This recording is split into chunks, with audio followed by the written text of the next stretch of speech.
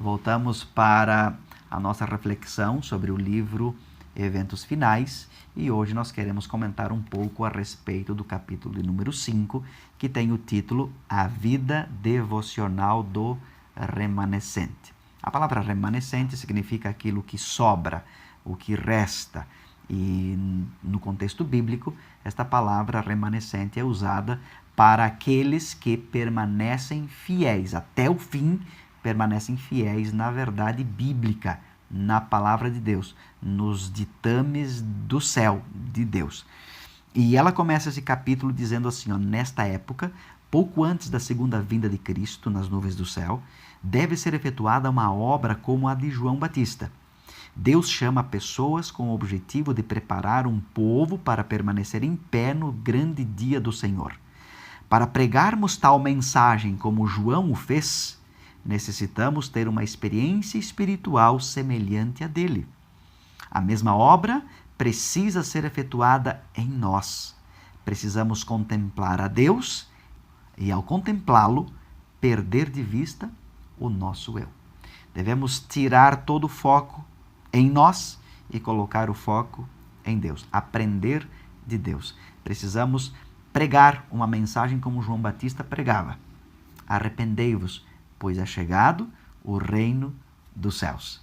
Mas para que nós possamos pregar esta mensagem com veemência, com poder, com autoridade, nós precisamos viver esta mensagem assim como João Batista vivia. Nosso fundamento é Cristo. Tudo que nós pregamos, tudo que nós fazemos, precisa ser uma imitação da vida de Jesus, o nosso grande exemplo. A menos que nós nos entreguemos completamente a Ele, nós seremos vencidos pelas tentações e pela tempestade de problemas que vêm sobre nós. Mas quando estamos com os pés firmes na rocha que é Cristo, nada pode nos abalar. Para que isto aconteça, nós precisamos ter em mente que precisamos estudar a Bíblia. Aqui na página 41 ela diz assim, nosso povo precisa compreender a palavra de Deus, não apenas ler, compreender. Muitos carecem de um conhecimento sistemático dos princípios da verdade revelada que os habilitará para o que há de vir sobre a terra e os impedirá de ser desviados por algum vento de doutrina.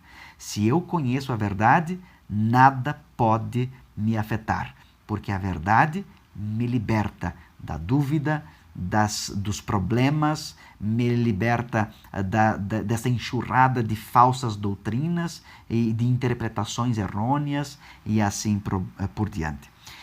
Outro conselho é que nós devemos memorizar o texto sagrado. Olha só que coisa interessante, quando Jesus foi tentado pelo próprio diabo lá no deserto, como que Jesus se defendia das tentações? Está escrito. E aí citava o texto sagrado, o texto bíblico. E eu te pergunto, ele tinha uma Bíblia lá no deserto? Não. Ele tinha tudo na memória. É necessário que nós coloquemos isto na nossa mente, para que onde estivermos, mesmo sem uma Bíblia física em nossas mãos, nós possamos recitar os versos que vão nos manter firmes e vão dar fundamentos para a nossa fé.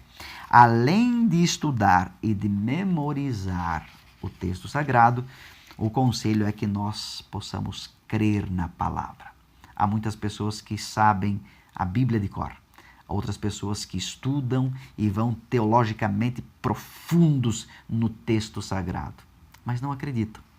Quando se abre a Bíblia diante destas pessoas, elas dizem, não, mas isso não é bem assim, isto era para um outro tempo, eu creio que isso não afeta a minha vida, eu acho que isso não é para mim, é para outro, e assim por diante. E olha só, aqui diz assim, aquele que se acostuma a questionar, duvidar e criticar, fica cada vez mais enredado na incredulidade. É exatamente isso que vai acontecer. Muito bem, um exemplo que devemos seguir é o exemplo de Enoque. Enoque andou com Deus durante toda a sua vida. E você pode perguntar, mas era um outro tempo. Não esqueça, Enoque viveu nos dias antes do dilúvio. E o que foi necessário Deus fazer por misericórdia e porque a maldade tinha aumentado tanto? Enviar o dilúvio, destruir a humanidade junto com o pecado, logicamente. Portanto, Enoque viveu em dias terríveis, a ponto de Deus ter que intervir na história humana. É exatamente a mesma circunstância que nós estamos vivendo hoje. Estamos vivendo pouco tempo antes do retorno de Jesus. E quanto mais Jesus se aproxima, o dia de Jesus se aproxima, mais precisamos nos apegar e andar com Ele. Que Enoque seja o nosso exemplo. Para finalizar, há aqui um convite especial para que nós tenhamos tempo para uma séria reflexão sobre a nossa vida. Estamos vivendo, queridos, já no tempo do juízo. O Apocalipse capítulo 14, os versos 6 e 7 diz que há uma mensagem especial para que nós preguemos, mas que não apenas preguemos, mas que nós vivamos. É a mesma mensagem que João Batista pregava. Arrependei-vos, pois o reino do céu está próximo. A mensagem de Apocalipse diz: temei a Deus e dai-lhe glória, pois é chegada a hora do seu juízo.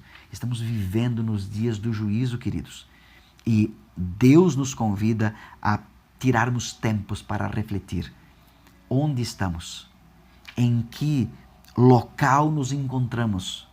De que lado nós estamos? E que eu e você, quando Cristo voltar, nos encontremos ao lado de Jesus. Que Deus te abençoe e continue conosco para a resenha dos outros capítulos. Um grande abraço.